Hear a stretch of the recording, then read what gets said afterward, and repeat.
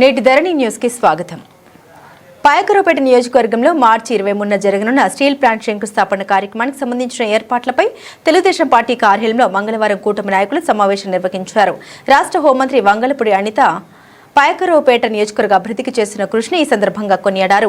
పట్టణ అధ్యక్షులు యార్ల వరహాలు బాబు, మండల అధ్యక్షులు చింతలపు ప్రదీప్ల ఆధ్వర్యంలో జరిగిన ఈ సమావేశంలో స్టీల్ ప్లాంట్ శంకుస్థాపనకు వీచేయనున్న ఆంధ్రప్రదేశ్ ముఖ్యమంత్రి Nara Chandrababu Naidu, deputy CM Konidela Pawan Kalyan, IT మంత్రి నారా లోకేష్ తో పాటు ఇతర కేంద్ర రాష్ట్ర మంత్రులకు ఘన స్వాగతం పలకడంపై ఈ సమావేశంలో చర్చించారు.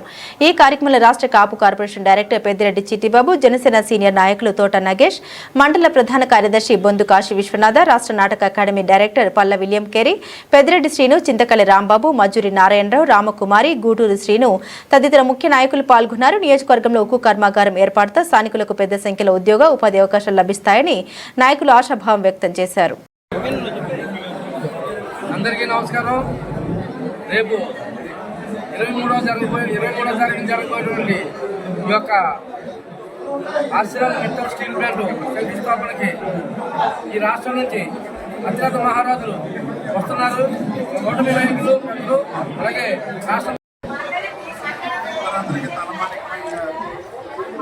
ఆసియాలోనే అతిపెద్ద స్టీల్ ఫ్యాక్టరీకి శంకుస్థాపన కార్యక్రమం నారా చంద్రబాబు నాయుడు గారు, అలాగే లోకేష్ బాబు గారు, హోంశాఖ మంత్రులు కూడా అనిత గారు ఆధ్వర్యంలో కార్యక్రమం చేయడం జరిగింది.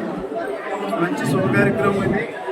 మనందరికీ కూడా తెలుసు, శుభ కార్యక్రమం అన్నప్పుడు ప్రజలందరికీ వెళ్ళి మనం ఆహ్వానించుకుని మన శుభ కార్యక్రమం తీసుకుని, అలాగే ఈరోజు ఉత్తరాంధ్రానికి శుభ కార్యక్రమాన్ని ప్రారంభిస్తారు కాబట్టి మేమందరం కూడా ప్రజల్లోకి తీసుకుని అందరినీ ఆహ్వానించి కార్యక్రమం అత్యధిక జనాలందరూ కూడా వచ్చి విజయవంతం చేయాలని చెప్పి అందరూ కూడా విజ్ఞప్తి చేస్తున్నాం.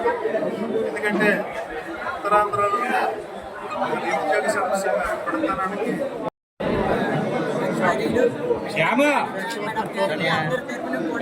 మహిళల తరఫున ధన్యవాదాలు తెలుపుకుంటున్నాం.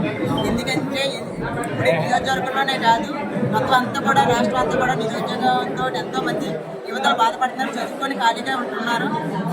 ఇంత కంపెనీ తేడా వల్ల, స్టీల్ ప్లాంట్ తేడా వల్ల అందరికీ కూడా ఉద్యోగం వస్తుంది. ఎందుకంటే ఎవరికి కూడా ఈ బాధ లేకుండా చేసినందుకు అనితమ్మ గారికి అందరి తరఫున కూడా మా మహిళలందరం కూడా ధన్యవాదాలు తెలుపుకుంటున్నాం.